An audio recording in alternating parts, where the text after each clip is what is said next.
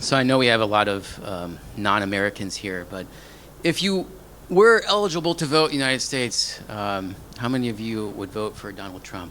I'm just curious. Okay. And how many for Kamala Harris? Okay, good. Well, after the 2000 election, I wasn't able to vote yet, but I asked a friend whether he had voted for George W. Bush or John Kerry, and he said neither. Instead, he had voted for a write-in candidate, an anthropomorphic teddy bear named Winnie the Pooh. At the time, I thought he'd wasted his vote, but I would later learn, as many Americans do, that his vote wouldn't have mattered anyway, given that our state had always leaned so heavily in one direction.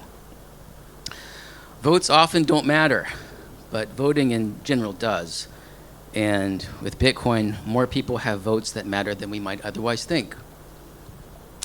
Now, in the West, we sometimes think that human history trends in the direction of justice, that our current political structures have, by means of social evolution, improved on past ones, with the more just democracies emerging from the less just autocracies. But this evolutionary picture is wrong in two ways. Number one, no natural law prevents power, once distributed, from being concentrated all over again. Power doesn't just corrupt, it consolidates. For example, until the late 1st century BC, ancient Rome was a republic. Then Julius Caesar consolidated power, and in the wake of his demise, Octavian and a series of emperors wielded that power for centuries. Even earlier, the ancient city-state of Athens had a form of democracy.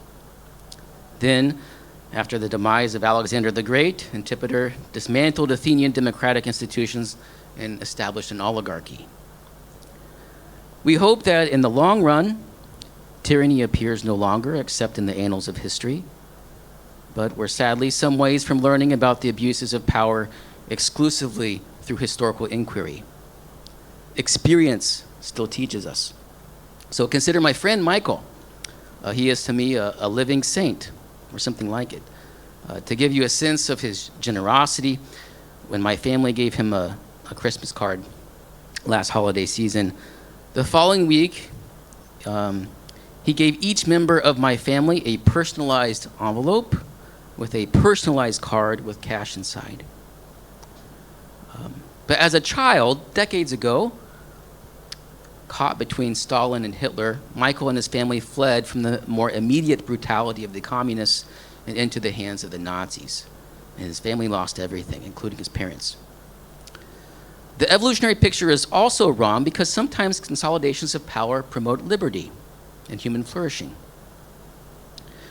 In some places and times, public institutions may suffer so much corruption and incompetence that consolidated power is the only viable path for an institutional reset. This is the lesson we might draw from Singapore under the leadership of Lee Kuan Yew. We might someday draw a similar lesson from the more recent case of El Salvador. Yet, although some concentrations of power can promote and restore liberties, that I do believe, those very same concentrations of power nonetheless pose threats to human liberty, as do all cases of concentrated power. Concentrated power heightens outcome volatility. Outcomes hang on fewer variables, like the political insight and virtue of a single imperfect individual. Despite good intentions and sometimes even good outcomes, the power of the few can more easily trample the interests of the many. This is the impetus for democratic governance. Democracies spread political power over eligible voters and create a feedback loop for accountability. By expanding this power from landholding men to men overall to women and the minorities, we spread that power more thinly over a wider network of accountability. Yet, as the philosopher J.S. Mill noted nearly 2 centuries ago, distributing power over the populace does not fully protect the freedoms which promote human flourishing. No matter the form of political governance, some will rule and some won't. Some will have their way, and some won't. Even if we achieve universal enfranchisement, the voting majority may marginalize and oppress any voting minority. this risk remains to some degree even if we implement Mill's suggestion to adopt a form of government with checks and balances. Despite having such a government in the US, minority groups still receive unfair treatment. We've seen this recently in the financial realm as unelected bureaucrats, at the behest of our elected leaders, use the power of the state to harass and persecute law-abiding citizens with threats, fines, financial excommunication, and even imprisonment. With caprice, and perhaps even malice, the SEC, the FDIC, the DOJ, and even the Fed have all undermined our freedoms as economic beings with varying degrees of legality. Were he alive today, Mill would reserve special levels of contempt for those officials who have brought criminal charges against the software developers behind projects such as Tornado Cash and Samurai, for exercising their freedom of speech and writing code to protect our freedom to transact. Against these attacks on human freedom, lovers of liberty have a range of non-exclusive options. Some will defy our rulers and continue to write software, however much they might attract the eye of Sauron. Some will lobby. Some will educate. This is the strategy of the Bitcoin Policy Institute, the newly formed Bitcoin Research Institute at the University of Wyoming, and in a smaller way, the reason my co-authors and I wrote the book Resistance Money. Some will fight in court. This is the strategy of the Peer-to-Peer Rights Fund. Some will vote politically in the traditional way with ballots on election day. And then some will vote in other ways. Some will vote with their feet. They'll move to friendlier jurisdictions where they can pursue their vision of the good with fewer obstacles in their path. And then finally, and now to my core topic, some will vote neither with ballots nor with feet, but for and with Bitcoin itself. Perhaps without even knowing it, this last group of voters engage in what economists have called dollar voting. Let's explore this concept in a bit more detail. To travel through the skies, to eat last night's dinner, to stay away from home, to drink our morning lattes, to attend this conference, we voted. We voted for particular airlines and for particular restaurants, hotels, cafes, and for our conference organizers. Although economists call this dollar voting, the label does not accurately reflect the phenomenon.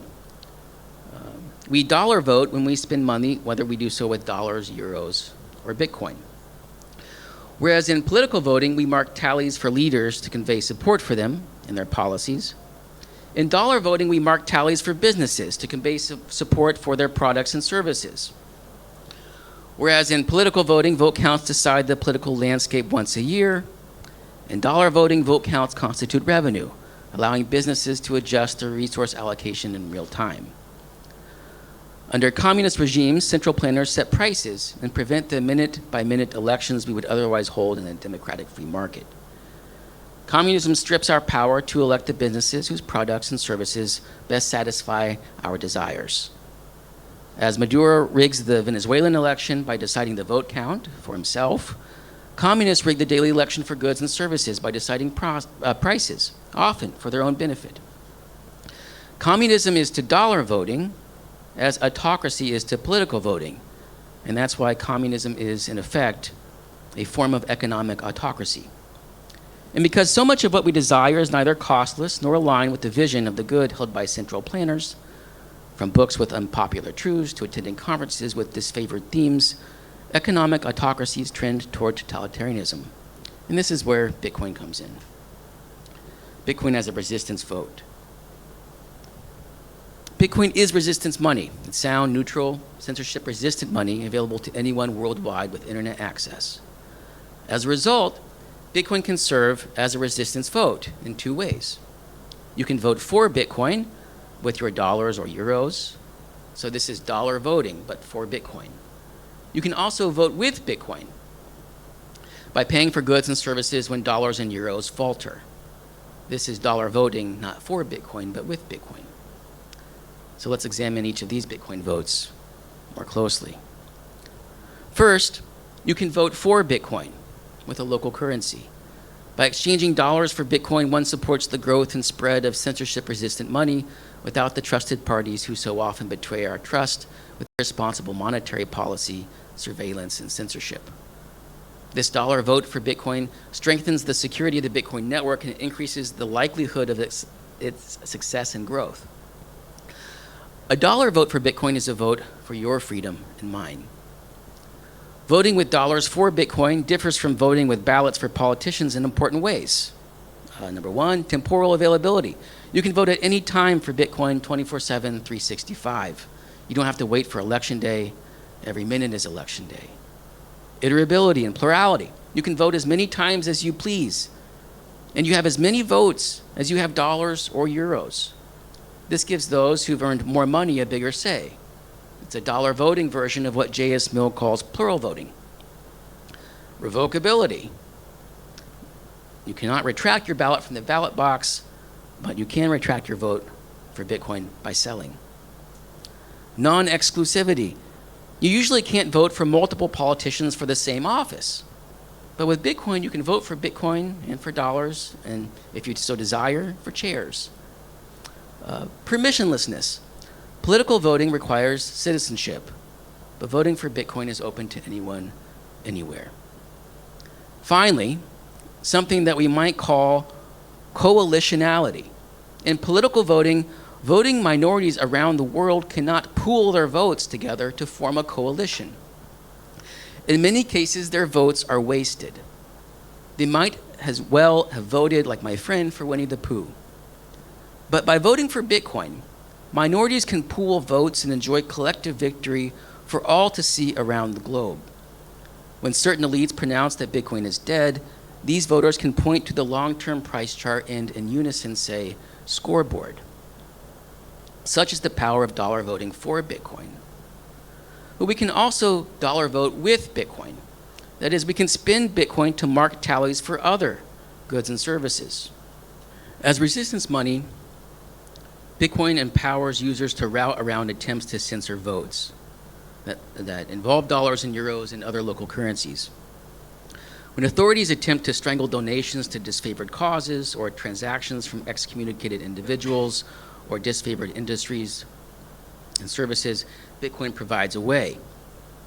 Bitcoin waters and fertilizes markets that might otherwise not exist. A dollar vote with Bitcoin is not just a vote for freedom, but an exercise of it. Such is the power of dollar voting with Bitcoin. So back to Michael, my family friend. He immediately understood the value of Bitcoin. Bitcoin would have provided his family a lifeline. There won't ever be another Michael, but in another sense, the world will see many more. Those who will benefit from resistance voting, both for and through resistance money. Bitcoin enthusiasts often compare the choice to run this or that version of Bitcoin software as a vote. This voting occurs on layer 0, Bitcoin's social layer. In an extreme case, Bitcoin users could effect a user-activated soft fork to counter threats from a mining cartel. Layer 0 is also where we vote for and with Bitcoin. By dollar voting for Bitcoin or dollar voting with Bitcoin, every such transaction affects a user-activated soft fork, not in the Bitcoin blockchain, but in reality itself. By acquiring Bitcoin for a price and by using Bitcoin to bootstrap the global Bitcoin economy, we nudge the world a little closer to the reality in which we want to live. By doing so, we vote not just for a higher Bitcoin price, but for freedom, and not just for ourselves, but for anyone, without any regard for traditional political and geographical boundaries. For now, Bitcoin dominates the world, and the red and blue political parties dominate America. But Satoshi gave us another choice, whether we vote for red or blue, and whether or not, as non-Americans, we even can, we can also vote for and with the nascent but growing leaderless party of freedom, the Orange Party. Thank you very much. I apologize for the papers.